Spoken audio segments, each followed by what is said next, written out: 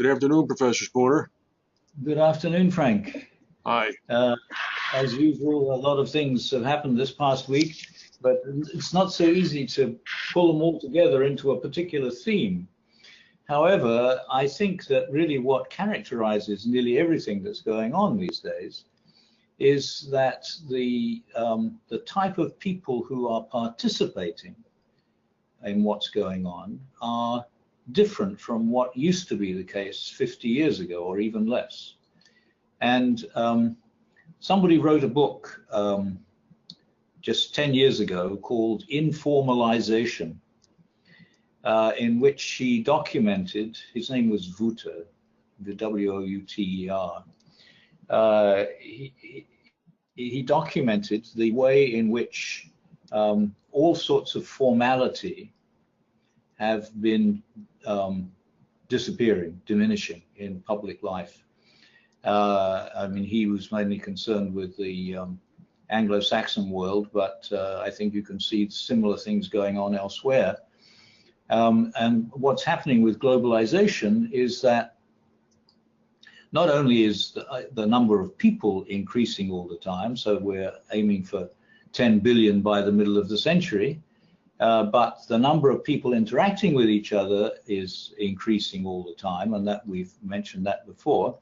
But as a result of the fact that more and more people are interacting with each other, the rules for the correct way to interact with people are becoming less important. Mm-hmm. People are forgetting them. Mm-hmm. So I was brought up with table manners, but nobody, well, people think English table manners are funny now.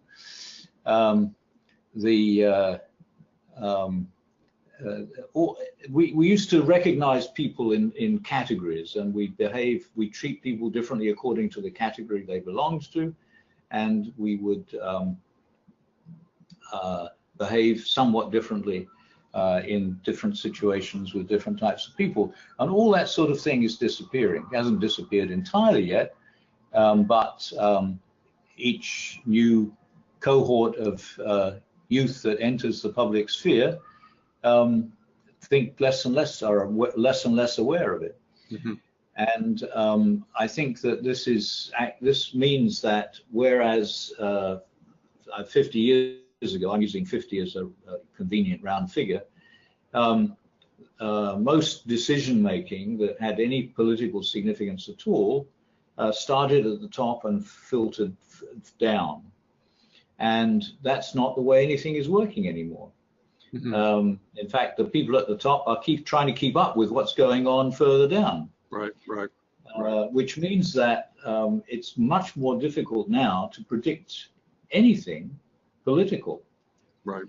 And it's very interesting now to compare what's going on in the West with what's going on in China because of the 5-year Congress. Mm-hmm. And the way that Xi Jinping has managed to organize it and presumably getting what he wanted out of it. I see. Because he actually said that, and I don't have the words, and anyway, of course, I don't know the Chinese, that Western democracy is in a mess, and China has a different system that's working, and he wants to make it work better. And I've thought that actually for some time. Not that I'm in favor of the Chinese system, but I think it's very important that we look at the different systems dispassionately, objectively, without taking sides, and not worrying necessarily about our values and what sort of system we want. It's very interesting to see what system will work and what system won't. Mm-hmm. But it's true that the democratic system that we know is working very differently now from the way it worked at the time when it didn't begin to work in the way that we thought it ought to work until the middle of the last century. And within a few decades of the time that it began to be democracy for everybody, it began to change in this way. Well, I think a couple of points. I think the informalization aspect has not contributed to an improved working of the Western democracies. Far from it. On the other hand, I'm not particularly troubled by it because the so-called societal rules that are made and that are being broken or infringed upon by this increasing informalization, I should say. Those are rules that are made by the society. Society is a constantly changing mass, so I tend to say that the rules of, say, for example, Victorian England are not the kind of rules that we'd be looking to establish here anyway. So people change, and as they change, societies change, and as societies change, the way people interact with each other change. And that's second point. That's only super accelerated now by the tools of communication that we have. We have a president of the United States who is using Twitter in a most informal manner. I mean, he's like the epitome of it. He's almost at the yo dude stage. I mean, that's just about where we are with him. And he is the president of the United States. So you're correct, everything you've said. Now, what the net effect of that all is, aside from the very astute point you raised as to how in the past, possibly supplemented and buttressed by this formality, policies came from the top down, whereas now they're coming from the bottom up. And that's why the Chinese example is quite, dare I say, appealing, but it's quite interesting to say the least. Yes, I can't see the Chinese system spreading, and I think that the Chinese are not finding not really finding it easy to continue it in its current form. I think the amount of resistance and free thinking in China is increasing. And I think that that's one reason why it's very important for the current leader, Xi Jinping, to create a sort of charismatic personality for himself, so that so that people think of him as a good leader. Mm-hmm. Because I think if they don't, then it won't work. Mm-hmm. And a lot of what has happened in the Congress, I think, has been focused on that objective. Whether it was done consciously by a larger number of people than simply him, I don't know. Well, let me ask you a question. 8 days from now, I am flying to Singapore, and I certainly will be closer to China than at any other time that I've been in my life, except perhaps from when I was in Japan. So I'm very interested in seeing what the reaction is, or what the feeling is there, to be living in such close proximity to a country whose avowed goal is to live out this century of China with all that comes with it, whatever that might be. Certainly economic strength, military strength, whatever else might be involved in that. So it's going to be very interesting for me to try to take the pulse of that effect. It's going to be very interesting for you. I haven't been to that part of the world for some time now, but when I was there last, I was really impressed with the amount of traffic between Tokyo, Seoul, Taiwan, Hong Kong, mm-hmm. and Singapore. Mm-hmm. It was like being in the Western world, the amount of people moving backwards and forwards from one country to another. Sort of thing that you don't really find anywhere else in the world, I don't think, or didn't certainly. Mm-hmm. And of course, so one thing is that it's a part of the world which is competing with the West in terms of economic activity. And the other thing is that there is a significant Chinese minority in every country. Mm-hmm. And it's not clear, to me at any rate, exactly what the relationship is between the overseas Chinese and the Chinese inland in the mainland, right. Native.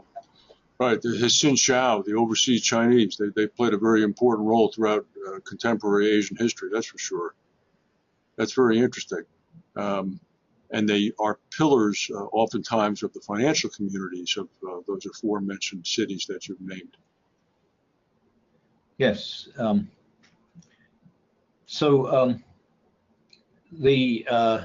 other thing about the Congress in China is that Xi Jinping made it very clear that he aims by the middle of this century, I'm not sure what date he gave, or something like that, China is going to be a great power.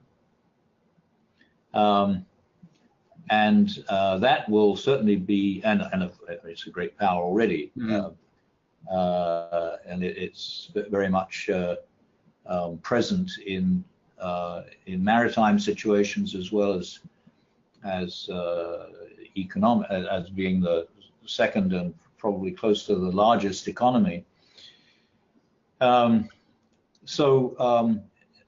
This is going to completely change the idea of globalization that we've had up until now, mm-hmm. when there's always been this confusion over whether we're talking about everything coming together or everything becoming Americanized. And that won't be a problem so much, I think, as the century wears on. I tend to agree with you. I don't think there's going to be an emphasis on everything becoming Americanized at all, which, when you think about it, Professor Spooner, in the scheme of things, on the long arc of history, all right, the relatively small period of time from the end of the Second World War until now, 50 or 60 or 70 years, where America was supreme, and that's not that big a deal, considering how supreme England was for how long, or the Spanish Empire was, or go right down the list of all the other empires. So change is not necessarily bad, but it's certainly inevitable, and I think we're going to see that. Yes, and of course the rate of change now is faster than it's ever been. And maybe a good way to finish our chat this afternoon is that the largest country in the world is Russia, and it's about to have an election. Mm. And there's a lot of anticipation about who's going to stand and what the result of that election is going to be, and there's increasing discontent with the current situation there. So the next few weeks, I forget what the date of the election is, the next few weeks are going to be very interesting.